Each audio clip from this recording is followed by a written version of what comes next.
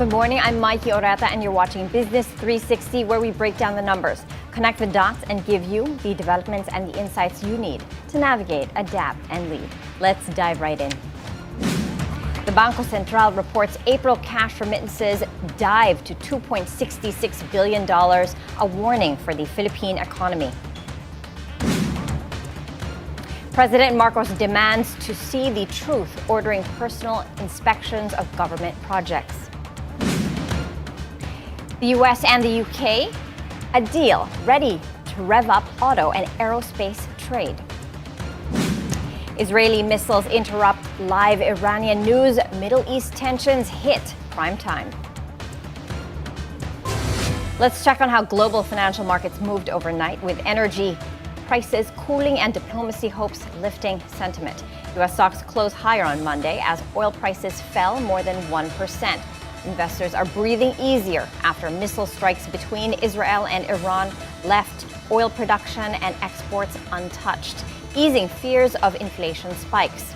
Iran has called on President Trump to push for a ceasefire in the escalating conflict, while Israel's prime minister says victory is near. I wasn't surprised with the move today. Considering the United States was supposed to meet with Iran on Sunday, this actually kind of sped up the whole process. And so now we're already talking about getting all three countries together in order to come to a ceasefire. So Iran has already positioned that they're willing to cease fire, and hopefully that'll also mean some stability in the oil market. We obviously saw a spike on Friday there, but it's cooled off quite a bit since. And from my perspective, it is nice to see the oil cooling off, because one thing that we would worry about is seeing oil tick up in price could have some pressures on inflation moving forward, which is obviously one of the key things that the Fed is going to be looking at this week. The Dow Jones Industrial Average rose 0.75%. The S&P 500 gained 0.9%, and the Nasdaq jumped by 1.5%. European markets also climbed, with London's FTSE 100 up by 0.3%, Germany's DAX adding 0.8%, and France's CAC 40 higher by 0.8% as well. Now, here at home, cash remittances sank to $2.66 billion in April, hitting the lowest level since May last year and sending a clear warning signal for the Philippine economy.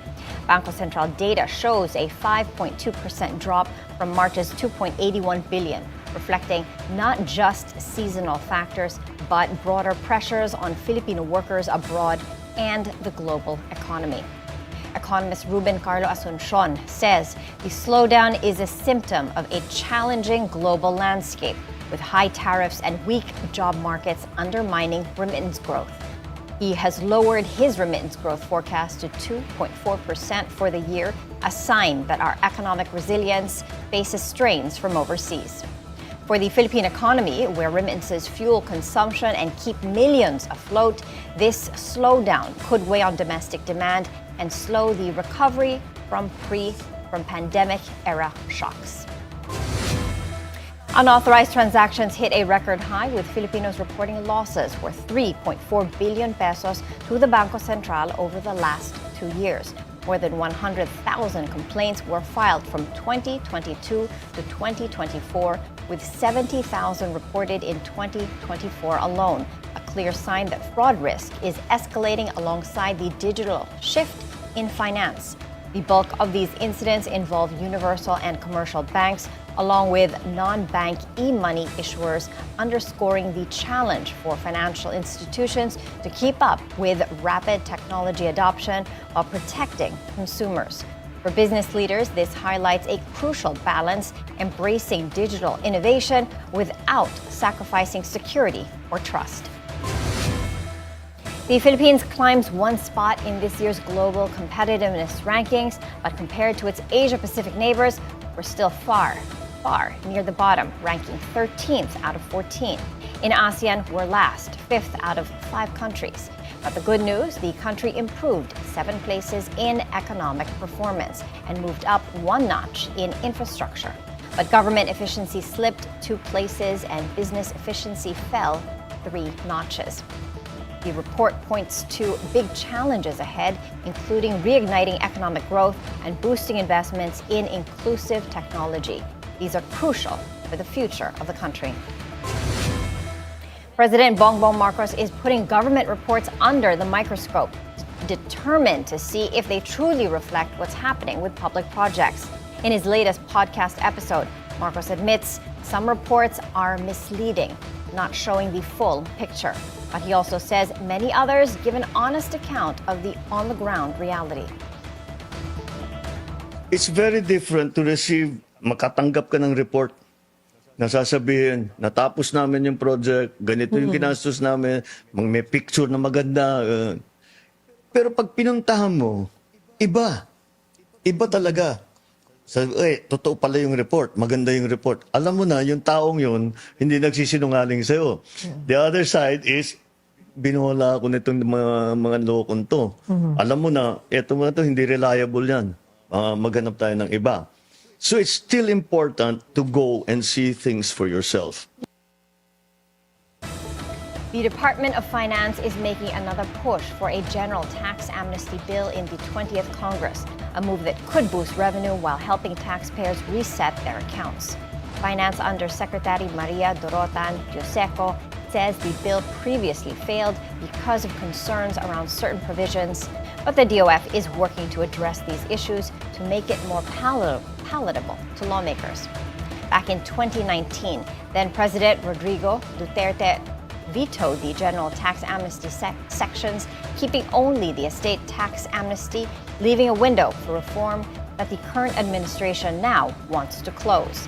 This amnesty is more than a tax break. It's a strategic tool to improve collections, shrink the tax gap, and encourage voluntary compliance in a challenging economic climate. In other news, MegaWorld is set to disrupt the ultra-luxury market, targeting the most affluent buyers with a new and exclusive brand. Bilyonaryo Kevin Tan is leading the charge, bringing in top executives from Shang Properties and Rockwell Land with decades of luxury experience. These properties will carry price tags in the hundreds of millions, with big plans to partner with global luxury brands and celebrities. Insiders call it a collection of distinctly rare developments that will redefine luxury living in the Philippines. With demand for elite homes soaring, MegaWorld is ready to raise the bar and change the game for luxury real estate. We're taking a quick break. Please stay with us as we dive deep into the numbers and the narratives that matter most to your bottom line.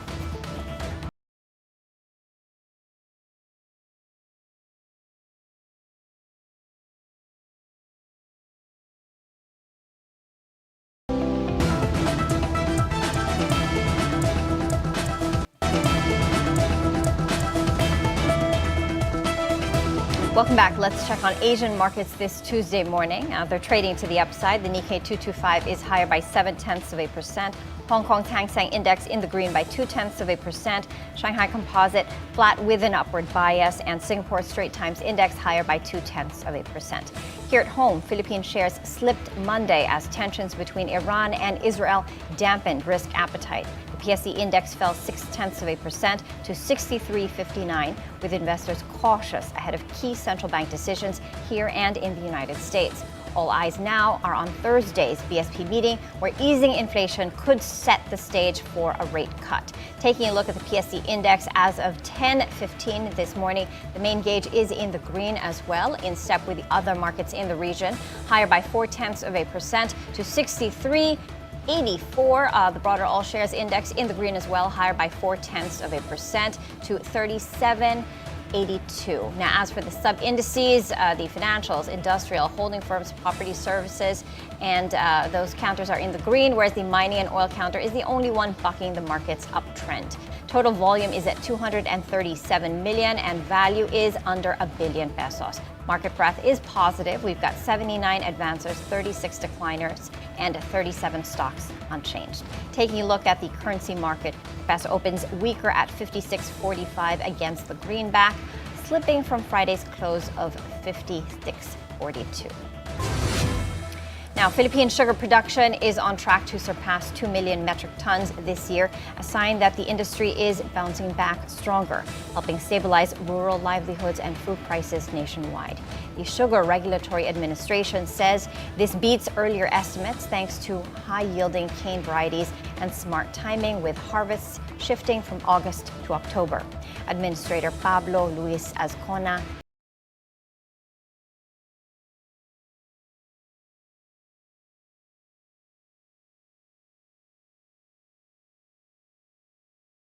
against global volatility and support the Philippine agri-economy moving forward. Now, many may not realize it, but the country is facing a serious pork supply shortage that's driving prices up and disrupting businesses across the food industry.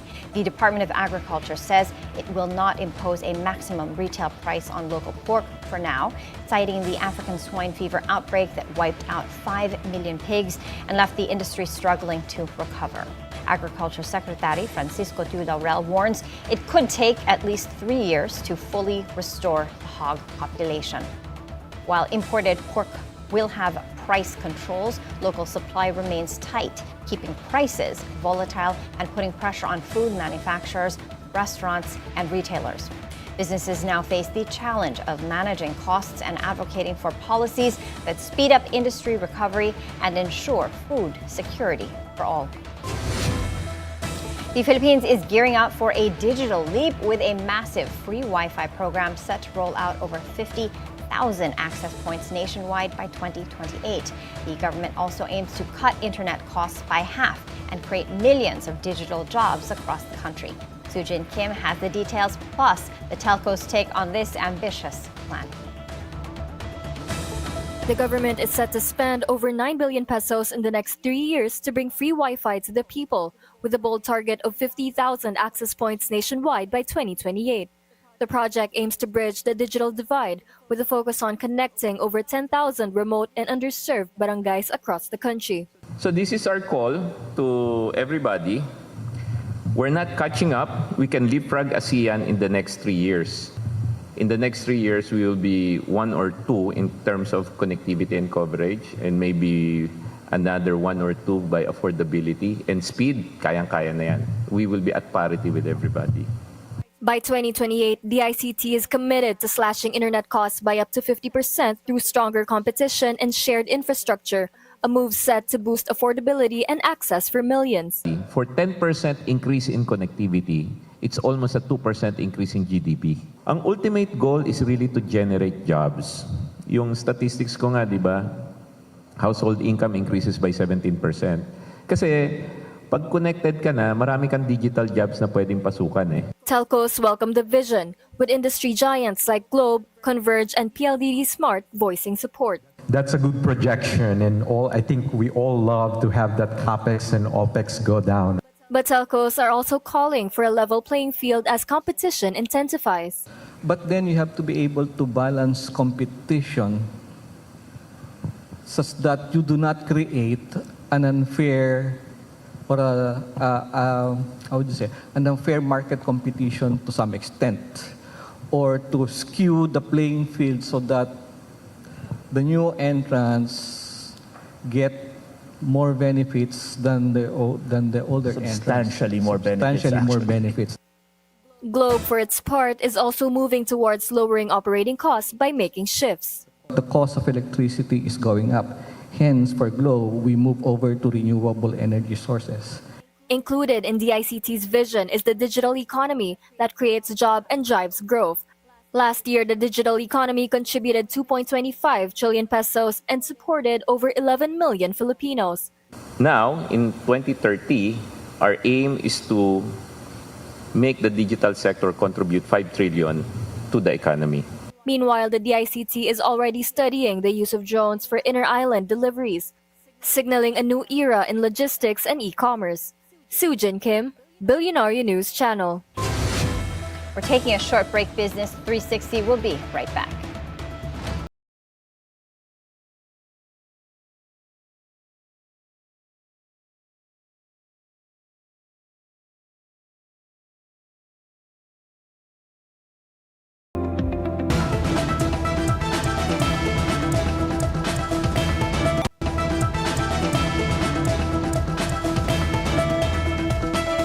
Welcome back. The Department of Transportation is set to upgrade airports and revamp commuting across the country, promising big improvements for travelers everywhere. We have this report. 10 major airports across the country are set for modernization through public-private partnerships in the next 3 years, a push to lift the Philippines' aviation infrastructure to global standards. The priority airports, Iloilo, Davao, Siargao, Lawag, Busuanga, and Bicol, among others. We're going to start construction next month for Siargao, and hopefully by the peak season, we can already open some parts of it by December. The DOTR is equally confident that the expanded Lawag Airport could be ready for inauguration next year, a critical upgrade for Northern Luzon's gateway. As these airport projects move forward, the DOTR is set to launch new e-gates at NAIA just in time for the holidays. These e-gates will eliminate the need for boarding passes. Passengers will pass through using facial recognition for both arrivals and departures. The OFWs will be the first to benefit from the new e-gates because their overseas employment certificates will already be part of the system, meaning arrival and departure. By the way, the e-gates coming will be both for departure and arrival. Unlike now, it's only for arrival. Dizon also highlighted the strategic role of Bulacan Airport as the country's next primary gateway, poised to replace NAIA in the coming decade. Key connections through MRT 7 extension and Skyway Link are being built to ensure convenient access. Yun naman talaga ang plano eh. Not only is San Miguel building Bulacan, the new Manila International Airport, but they are also building the connectivity to Bulacan Airport. Yun ang critical. Yun ang critical. Hindi pwedeng walang Bulacan Airport kung walang connectivity. The DOTR is also moving to establish new integrated terminal exchanges in the north and south to ease congestion and cut logistics costs, a long overdue solution to Metro Manila's transport gridlock. And at the heart of the country's transport ambitions, the Metro Manila subway, dubbed the project of the century, it is finally gaining ground after right-of-way hurdles. We want to be able to fast-track, especially right-of-way acquisition. That's critical for the big-ticket projects. 3 of the 5 major right-of-way issues have already been cleared, including the Barilla property in Valenzuela, Anonas, and Corinthians. Talks are ongoing to resolve the remaining hurdles at Metrowalk and BGC in the months ahead. Once complete, the country's first underground mass transit system is expected to transform commuting in Metro Manila, easing traffic and connecting key points across the capital. Beyond these big-ticket projects, the DOTR is also fixing the basics, from repairing MRT and LRT escalators and elevators to adding trains and rolling out contactless payments, all to improve the daily commute for millions of Filipinos. Sujin Kim, Bilyonaryo News Channel. A taxi ride at NAIA has gone viral, and not for good reasons. Authorities are now moving to address that issue. Our mobility correspondent, Ju Baroga, has the details. Despite repeated reminders from Transportation Secretary Vince Dizon to do right by the riding public, it looks like some drivers and operators still haven't gotten the memo. Ride from NAIA Terminal 3 to Terminal 2. Just a short hop, but the driver allegedly charged over 1,000 pesos. But there's more. Turns out, the taxi's franchise had already expired, so it was operating illegally and overcharging. Kolorum na nga sila, nag-overcharging pa. So, yan ang problema pagka iniisip nila walang consequence o walang kaparusahan yung ginagawa nila. Well, ngayon, mararamdaman nyo yung full force ng batas against this operator. Lahat na ng fleet nila, wala na yan. And I think, hindi na yan makakapag-operate ulit ng taxi.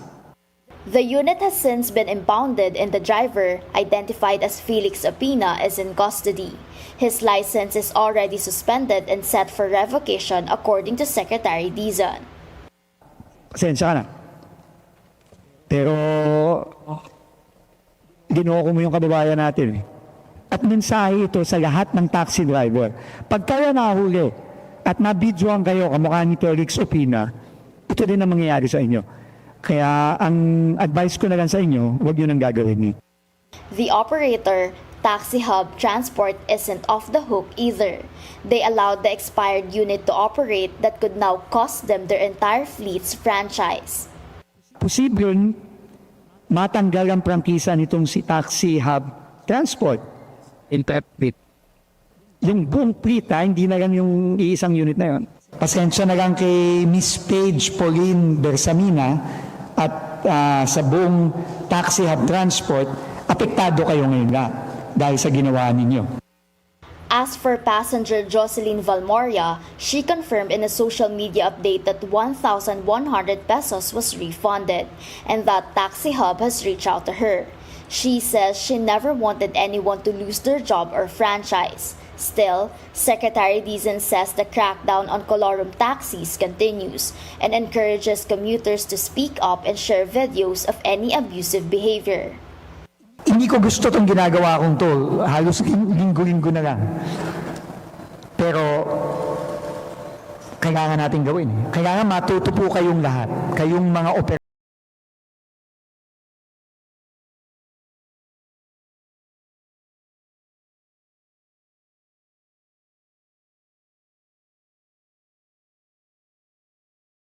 examine. New NAIA Infra Corporation or NNIC, the airport's private operator, is also stepping in. They've made it clear, metered taxis are allowed at NAIA only for drop-offs, not to pick up passengers. NNIC is now reviewing CCTV footage to figure out how the unauthorized pickup slipped through. They're also looking into stricter enforcement measures to make sure this doesn't happen again. As for travelers, stick to accredited transport services like Grab, which are officially allowed to pick up passengers at NAIA. And if you're just transferring terminals, there's no need to pay anything because free shuttle buses run every 15 minutes all day long. For BNC Mobility, G. Baroga.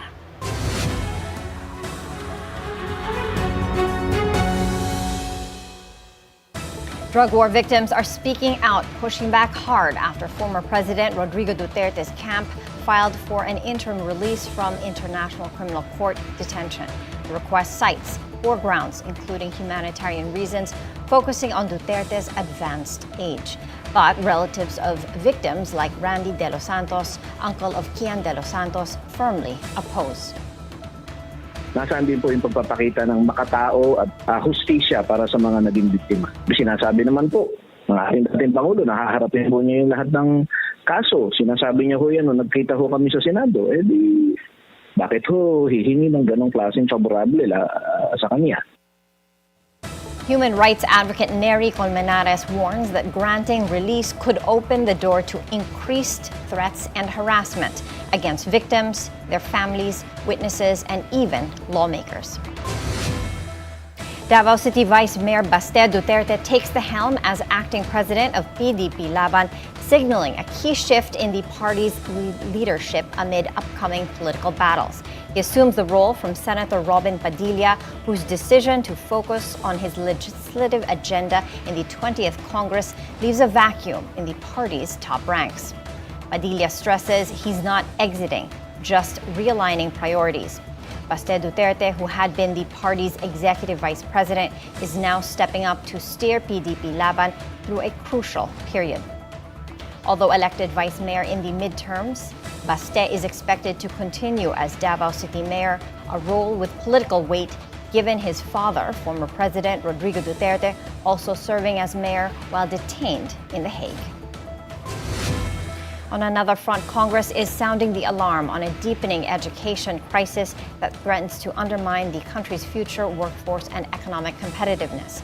Lawmakers from both houses have passed a joint resolution urging President Bongbong Marcos to create a cabinet cluster to lead education reforms. This follows findings from the Second Congressional Commission on Education, or EDCOM-2, which flagged widespread illiteracy and widening skills gap and poor coordination among DepEd, CHED, TESDA, and over 100 other government agencies. The proposed cluster will draft a 10-year plan to modernize education and align it with the jobs of the future, a critical step to get all agencies working together for the country's economic success. We're taking a quick breather. Business 360 will be right back.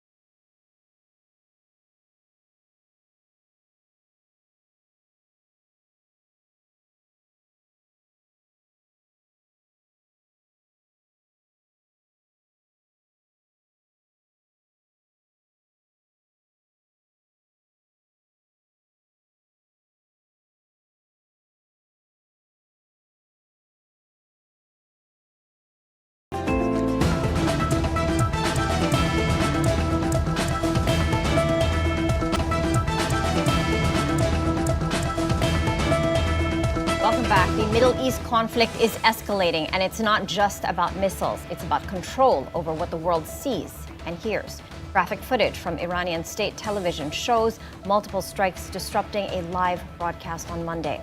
The news anchor tries to keep the broadcast going amid explosions, but is forced to leave as debris flies and dust fills the air after a direct hit. Israeli Prime Minister Benjamin Netanyahu ordered a surprise strike on Iran early Friday, vowing to end Tehran's nuclear program, which he calls a threat to his country. In response, Iran has launched nightly ballistic missile barrages, escalating the conflict and raising global risks for energy markets and security. Israeli Prime Minister Benjamin Netanyahu says eliminating Iran's supreme leader, Ayatollah Ali Khamenei, would end the conflict, not make it worse. This claim comes as the region teeters on the brink of escalation, with every move under scrutiny for its global ramifications from energy markets to international diplomacy. Netanyahu made this claim in an interview with ABC News.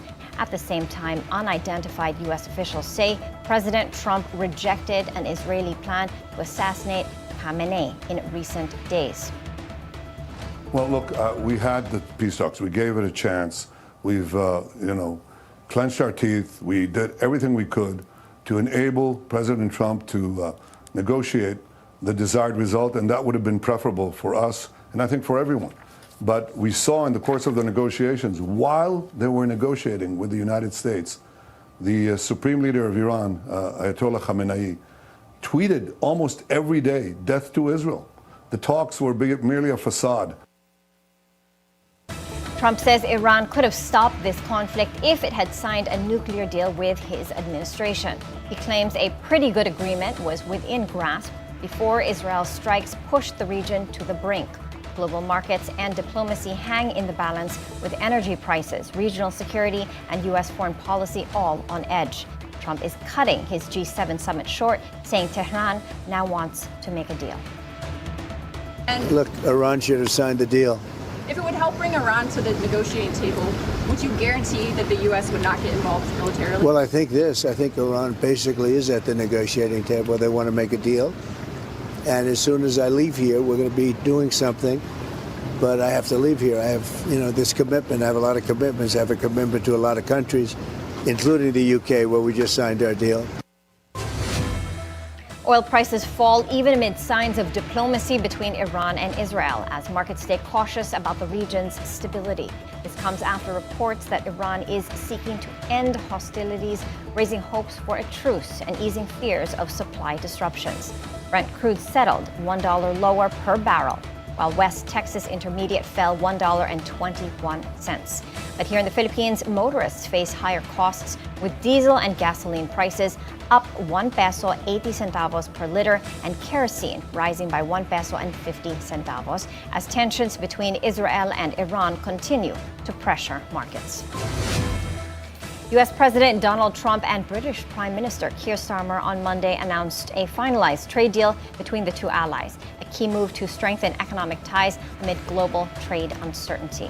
The announcement came during the Group of Seven summit in Canada, where Trump held the signed agreement as a symbol of cooperation. Starmer said the deal focuses on auto tariffs and aerospace, targeting sectors vital to both economies, but did not offer specific details. This deal could set the tone for future bilateral trade relations at a time when countries are reassessing supply chains and tariff policies to protect domestic industries. Thank you very much. We all know the great Prime Minister of the UK, and we just signed a document. This is, sorry about that. A very important document. Little windy out here. Give me that. We just signed it, and it's done. And so we have our trade agreement with the European Union, and it's a fair deal for both. Going to produce a lot of jobs, a lot of income, and we have many other ones coming. But you see the level of enthusiasm is very good. But the relationship that we have is fantastic. So I just want to congratulate you. But Donald, thank you very much. This now implements on car tariffs and aerospace our really important agreement. And so this is a very good day for both of our countries, a real sign of strength. So thank you again, Donald. A really important day for both of us. Canadian Prime Minister Mark Carney and Japanese Prime Minister Shigeru Ishiba reaffirmed their strategic partnership at the G7 summit in the Canadian Rockies. The leaders discussed global economic challenges amid tense trade issues. It's a great honor to welcome the Prime Minister to Canada, to the G7, to further deepen the great and very strong ties between our two countries. They continue to grow from everything from liquefied natural gas to the future of hydrogen, critical minerals, and a wide range of shared values and interests in promoting peace and security in the world. Ishiba also met with U.S. President Donald Trump, urging the removal of a 25% tariff on Japanese cars, along with a 24% reciprocal tariff on other imports currently paused until July 9th. Over in the United States, California's farmlands are struggling with crops unharvested as many undocumented workers stay home to dodge immigration raids. The United Farm Workers Union, along with Democratic Senators Alex Padilla and Adam Schiff, are urging an immediate halt to immigration enforcement targeting farm workers. U.S. agriculture groups warn mass deportations could disrupt the food supply chain, which relies heavily on immigrant labor. We went to the fields the other day and we actually helped the farmers get out of the area and help them get to a safe place and make sure ICE wasn't behind them. So that's why we're here right now, to be their voice. But President Donald Trump insists that deportation efforts must be stepped up to remove illegal immigrants. The immigration raids have sparked protests across the United States, deepening the divide over this hot-button issue. And that's it for Business 360. I'm Maiki Oreta. Thank you for joining us and keep it here on BNC, the Bilyonaryo news channel.